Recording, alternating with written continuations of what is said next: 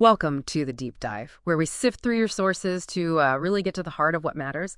Today, we're digging into a really fascinating question that came up. If a creator knows everything, why do our actions even matter? What does it, mean for belief to be proven by action? It's a great question. And it really pushes against some common ideas about faith, intention, maybe even the purpose of it all. Yeah. Our goal today is to sort of unpack why this verification is needed, not really for the creator, but for us, the created, and how that shapes our view of things like love and justice. Okay, let's jump into that. The sources mention this idea. The creator wanted a world, free from sin, free from suffering, but crucially gave creatures free will. That choice, right? To love or not to love, to rebel. And this becomes key to how creation finishes, so to speak. Mm-hmm. But here's the tricky part, the paradox. If the creator knows it all anyway and knows every choice, then why? Exactly. That's the core tension. Yeah. The creator does know. The sources are clear on that. But what's fascinating here, the insight, is that the public display of these choices, the actions, they aren't for his information, they're for universal understanding. Think about it, for justice to be truly seen and understood by everyone, and maybe to even prevent future issues, those choices have to be visible, public. Oh, okay. So it's like evidence.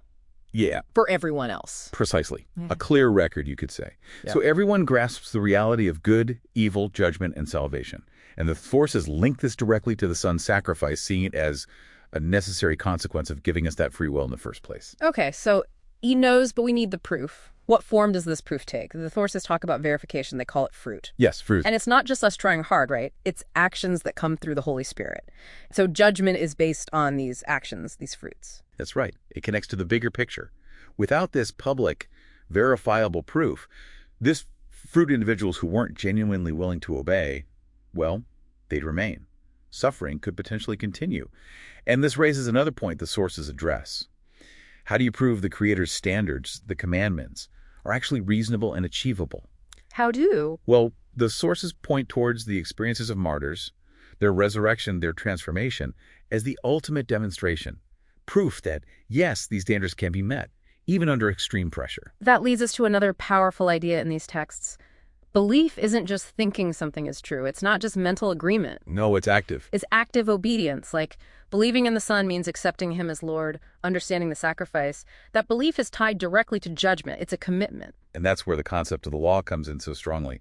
Obedience to the Son is framed as obedience to love itself. And that love, it's expressed in the commandments.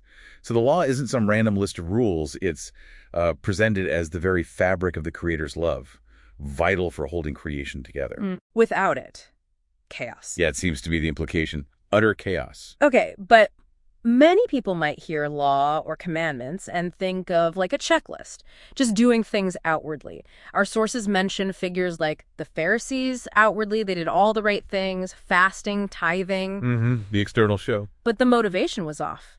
Self-interest, maybe looking good to others, not actual love.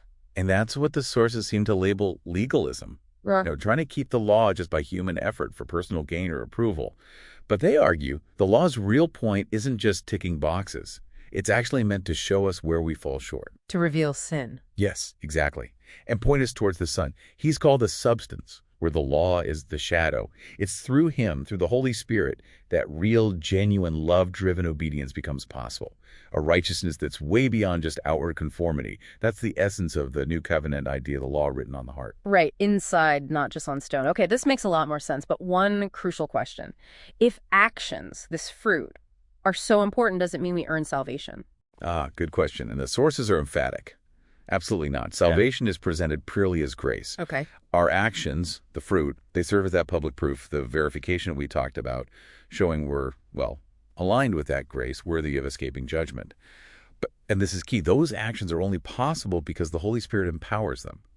We don't produce the fruit ourselves through willpower. So we choose to accept the love, the grace. Yes. And then the Spirit strengthens those who genuinely believe, helps them overcome sin, endure trials, and ultimately provide that visible proof of their sincere belief. So wrapping this up, what does this all mean for you listening? This deep dive suggests true belief isn't just passive acceptance in your head. It's an active response, driven by love, but crucially empowered by grace.